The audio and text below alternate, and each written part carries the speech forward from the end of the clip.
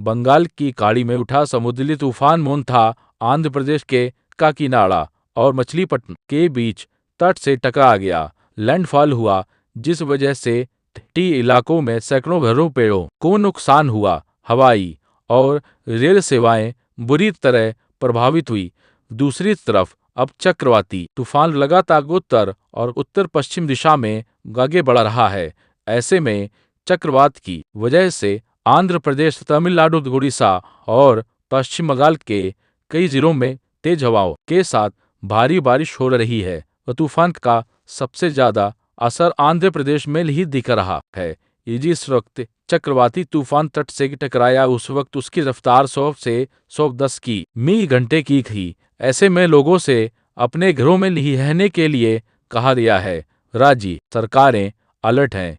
ये रात की तस्वीरें आप देख रहे हैं। जब लैंडफॉल हुआ उसके बाद कैसे तटीय इलाकों में नुकसान हुआ है। जगह जगह पेड़ उखड़ गए हैं। जो मकान कच्चे कमजोर थे उनको नुकसान हुआ है। लोगों से अपील की गई कि वो अपने घरों में रहें, बाहर ना निकलें और समंदर से दूर रहें। और ये आज सुबह की तस्वीर एक देखिए आप, सूरज के निकलने के बाद समंदर अभी जो है, समंदर की लहरें कितनी बेचैन है। समंदर में ऊंची ऊंची लहरें उठ रही हैं। भारी बारिश अभी तटीय इलाकों में हो रही है और तकरीबन 90 से 100 किमी प्रति घंटे की रफ्तार से हवाएं अभी चल रही हैं। और यह आंध्र प्रदेश वो इलाका जहां सबसे ज्यादा नुकसान हुआ है। सैकड़ों पेड़ उखड़ गए हैं। बड़ी संख्या में घरों को नुकसान हुआ है। हालांकि एनडीआरएफ, एसडीआरएफ की टीमें उन तमाम इलाकों में मौजूद हैं और लोगों तक राहत का सामान पहुंचाने की भी लगातार कोशिश हो रही है और लोगों को सुरक्षित जगहों पर भी पहुंचाया जा रहा है। संगीत जिस बात का डर था वो हो रहा है। पेड़ गिर रहे हैं, गए ठहर रहे हैं। 90 से 100 किलोमीटर प्रति घंटे की रफ्तार से हवाएं चल रही हैं। लोग घरों को छोड़ शेल्टर होम जा रहे हैं। रेस्क्यू के लिए कई टीमें तैनात हैं। आंध्र प्रदेश से लेकर उड़ीसा तक सब अलर्ट मोड पर हैं, क्योंकि चक्रवाती तूफान मुता आंध्र प्रदेश के काकीनाडा और मछलीपट्टनम के बीच तट से टकरा गया और अब मोथा लगातार उत्तर और उत्तर पश्चिम दिशा में बढ़ रहा है। बंगाल की खाड़ी में उठा चक्रवाती तूफान मुता अब और ज्यादा तीव्र हो गया है। इसका लैंडफॉल शुरू हो गया है। चक्रवात की वजह से आंध्र प्रदेश, तमिलनाडु, उड़ीसा और पश्चिम बंगाल के कई जिलों में तेज हवाओं के साथ भारी बारिश हो रही है।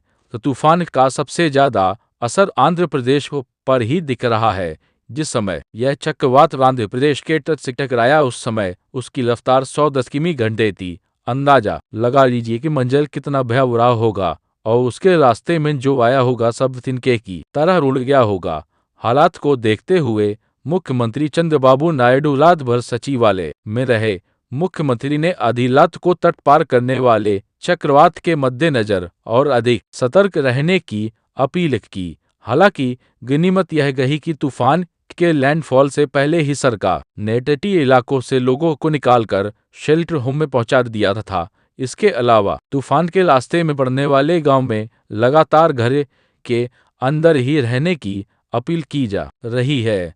समंदर की जो लहरें जो आपको दिख रही हैं, यह सूचना कर रही है, यह सूचित कर रही है कि किस तरीके से जो है प्राकृतिक आपदा जब आती है तो किस तरीके से जो है आ सकती है। और इसीलिए अभी सरकार की तरफ से और अधिकारियों की तरफ से जो है पूरी तरीके से कोशिशें की जा रही है कि कैसे जो है जान का नुकसान कम से कम हो और माल के नुकसान को भी कम करने की कोशिश जरूर की जा रही है। लेकिन जाहिर तौर पर इस वक्त प्राथमिकता जान के नुकसान को कम से कम करने की है। लगातार सूचनाएं दी जा रही हैं।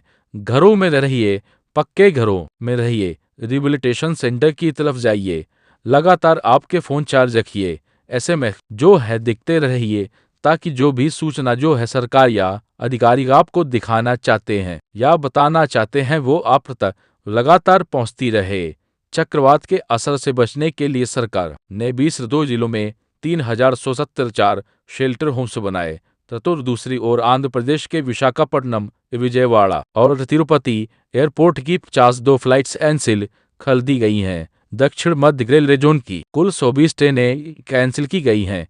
एनडीआरएफ ने अपनी 20-5 टीमों को तैनात किया है। वहीं 20 टीमों को अलर्ट मोड पर रखा गया है। मोन्था को लेकर आंध्र प्रदेश के तटीय इलाकों में अलर्ट जारी है। तस्वीरें आंध्र प्रदेश के कोटापट्टनम की है, जहां एहतियात पर प्रशासन और एनडीआरएफ की टीमें तैनात की गई हैं।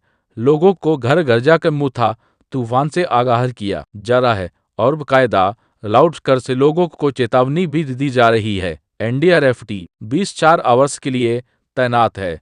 पैनिक होने का जरूरत नहीं है। हम सर्वदा लोकल प्रशासन के साथ टाई अप में है।